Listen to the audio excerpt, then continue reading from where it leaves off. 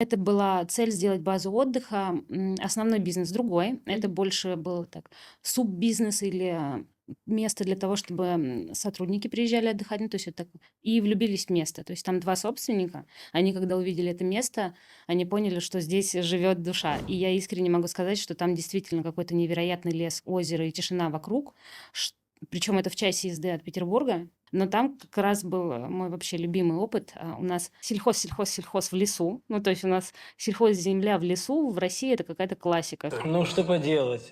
Сейчас это не перевести, ну, в другие виды.